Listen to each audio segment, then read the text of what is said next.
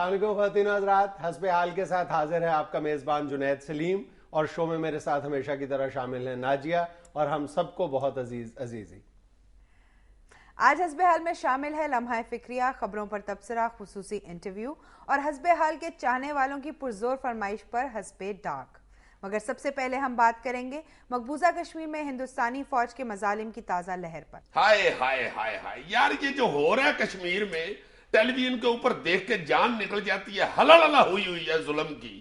اب یہ international media کے یا امریکہ کے آنکھوں میں ککرے پڑ گئے ہوئے ہیں، ان کو نہیں نظر آتا یہ کیا ہو رہا ہے۔ واقعی بہت حیرت کی بات ہے، اندازہ کرو کہ کوئی کسی طرف سے کوئی صدائے احتجاج بلند نہیں ہو رہی۔ ایون بہت افسوس کے ساتھ کہنا پڑتا ہے کہ خود پاکستان کے اندر بھی نہ تو حکومت کی طرف سے ابھی تک کوئی مؤثر احتجاج سامنے آ رہا ہے، اور نہ پبلک کوئی اویئرنیس کا وہ لیول ہے جو ہونا چاہیے۔ تم اندازہ کرو کہ صرف یہ جون سے لے کر اب تک جو یہ مقبوضہ کشمیر میں جو فسادات کی جو تازہ ترین لہر ہے، اس میں 92 افراد شہید ہو چکے ہیں، اور عالمی برادری بالکل ایسے بے ہوش ہو کے سوئی ہوئی ہے۔ بدترین تشدد کا شکار ہے اس وقت مقبوضہ کشمیر، اس قدر خوفناک تشدد کی لپیٹ میں ہے۔ ساری وہاں پہ پروازیں منسوخ کر دی گئی ہیں سری نگر کی، سری نگر پر 24 گھنٹے کا کرفیو ہے۔ اتنی بری حالت ہے، معمولی سی بات کرنے پر سیدھی گولی مار دی جاتی ہے۔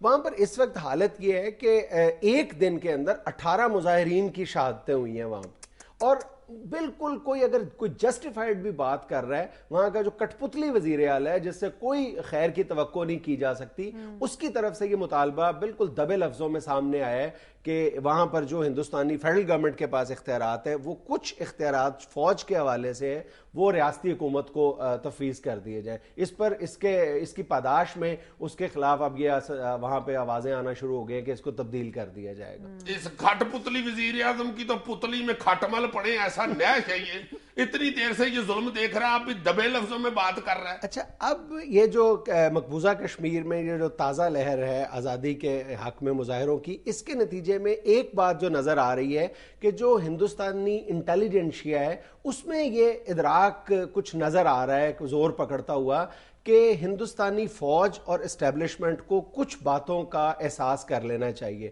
اس میں سب سے بڑی بات تو یہ ہے کہ ہندوستان کے اندر کشمیر سمیت جتنی بھی آزادی اور علیحدگی کی تحریکیں چل رہی ہیں، ان کو طاقت کے زور پہ نہیں دبایا جا سکتا۔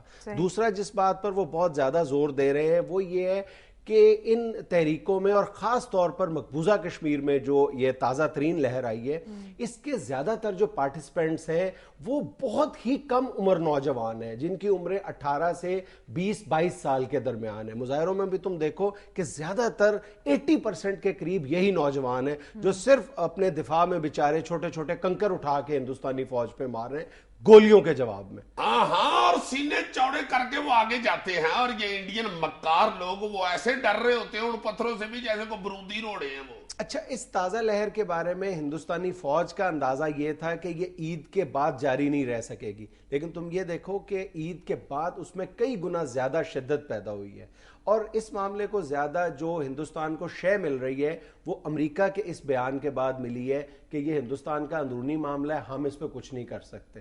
اور اس کے بعد اب یہ بھی ایک گمان یا خدشہ ظاہر کیا جا رہا ہے کہ پاکستان بھی اس معاملے کو اب بہت زیادہ سفارتی سطح پر شد و مد کے ساتھ نہیں اٹھائے گا، حالانکہ پاکستان کو چاہیے تھا کہ فوری طور پہ اس مسئلے پہ سلامتی کونسل کے اجلاس کا مطالبہ کرتا۔ ہاں، میڈیا بھی اس مسئلے کو بالکل نہیں اٹھا رہا، ایک آدھ کو تصویر چھاپ دیتے ہیں اخباروں میں، بس اس کے بعد امن کی فاختہ اڑانی شروع کر دیتے ہیں۔ یہ امن کی فاختہ ہے۔ میرا خیال ہے یہ انڈین فوج کے ظلم کی انتہا کی وجہ بھی یہی ہے کہ وہاں کشمیریوں کے اندر پاکستان کی محبت بہت زور پکڑ رہی ہے۔ تم دیکھو نا، اس سے زیادہ وہ کیا محبت کریں کہ وہ 15 کی بجائے 14 اگست کو مناتے ہیں یوم آزادی۔ اچھا، پھر تم ان حالات کو بھی ذہن میں رکھو، اور پھر یہ دیکھو کہ ہندوستان کی جو انٹیلیجنشیا ہے، جو بلکہ میڈیا کا بھی کچھ حصہ، وہ اب دبے لفظوں میں ہندوستان کی اسٹیبلشمنٹ اور فوج کو یہ بات بھی باور کرا رہا ہے کہ ہندوستان ایک تیزی سے ایک ایسی ریاست کی طرف بڑھ رہا ہے جو شاید فطری طور پر اکٹھی نہیں رہ سکتی. یعنی ایک غیر فطری سیاسی وحدت ہے ہندوستان, اور اس بات کو اب ہندوستان کی اسٹیبلشمنٹ کو ریئلائز کر لینا چاہیے. ہندوستان کے اندر سے جو ان پالیسیوں کے خلاف آواز بلند ہو رہی ہے, اس کی ایک بڑی وجہ یہ بھی ہے کہ یہ جو ہندوستان کی فوج نے ان آزادی اور علیحدگی کی تحریکوں سے نمٹنے کے لیے جو ایک عجیب و غریب قسم کی, بالکل وحشیانہ قسم کی جو پالیسیاں بنائی ہیں نا, اس میں وہ پوری دنیا سے وہ الگ تھلگ نظر آتی ہے. آزادی کی تحریکیں دنیا کے اکثر ملکوں میں موجود ہیں,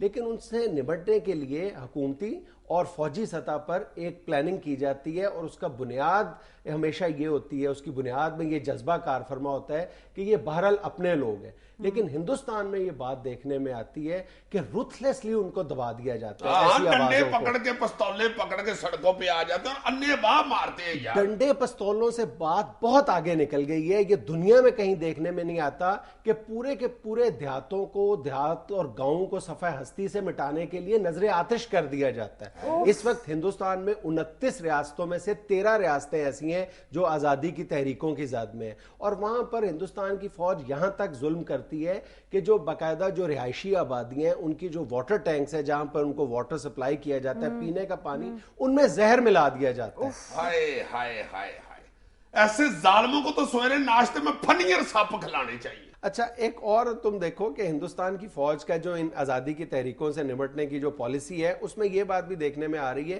کہ جو ان کے سمپتھائزرز ہیں, جو ان سے ہمدردی رکھتے ہیں, ان کو بھی وہ اسی طرح ایک, یعنی ان کو جرم گردانا جاتا ہے. صرف ہمدردی رکھنے کی پاداش میں ان کو بھی ہلاک کر دیا جاتا ہے. ابھی پچھلے دنوں ہندوستانی ہوم سیکرٹری نے بریفنگ دیتے ہوئے کہا ہے کہ ہمیں یہ بات تسلیم کر لینی چاہیے کہ نہ صرف کشمیر میں بلکہ جتنے ماؤ علیحدگی پسند کے جو علاقے ہیں, وہاں پہ عوام کی اکثریت کی ہمدردیاں علیحدگی پسندوں کے ساتھ ہیں, اور یہی وجہ ہے کہ ہمیں ان علیحدگی کی تحریکوں سے نمٹنے میں 7 سے 10 سال لگ سکتے ہیں. اور جنید 10 چھوڑ کے یہ 100 سال بھی لگا لیں, نپٹی ان سے پھر بھی نہیں جانی. ہاں, ظاہر ہے ان کا طریقہ کار غلط ہے نا. پچھلے 2 سالوں کے دوران کشمیر کو تم ایک سائڈ پہ رکھو, صرف جو ماؤ علاقے ہیں جہاں پہ ماؤ علیحدگی پسند ایکٹیو ہیں, وہاں پہ 2 برسوں کے دوران 700 سے زیادہ دیہاتوں کو نظر آتش کر دیا گیا. اور ابھی یہ پاکستان کو دہشت گرد ملک کہتے ہیں. ہاں, اس حوالے سے بھی تم دیکھ لو, مشہور برطانوی تجزیہ نگار ہے ولیم ڈیل رمپل, اس نے لکھا ہے بہت واضح انداز میں, اس نے کہا ہے کہ صرف جو ماؤ علیحدگی پسند علاقے ہیں,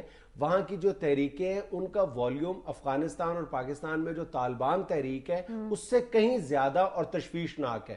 میں حیران ہوں کہ عالمی برادری کو یہ سب کچھ نظر کیوں نہیں آتا, وہ کیوں یہ موازنہ نہیں کرتے, کیوں اس سے چشم پوشی کرتے ہیں جو کچھ ہندوستان کے اندر ہو رہا ہے. وہ اس لیے نہیں نظر آتا بھائی جی کہ ہندوستانی بڑے چلاک ہیں, وہ سب کو اپنی کرینہ کو پوری دکھاتے جاتے ہیں. یہ بھی ہے نا کہ وہ اپنا امیج اس طرح کا پورٹریٹ کرتے ہیں پوری دنیا میں کہ ان کو اصل چہرہ ہے ہندوستان کا وہ نظر ہی نہیں آتا. نہیں, نظر کسی کو کیا آنا ہے, دکھانے کے لیے تو انہوں نے کرینہ کپور آگے کی ہوئی ہے. رہی صحیح کسر وہ سلمان خان کمیج اتار کے نکال دیتا ہے, وکھرے وہ تڑے ہوئے ڈڈو جیسا پنڈا نکال گیا, ایسے ایسے کرتا پھرتا.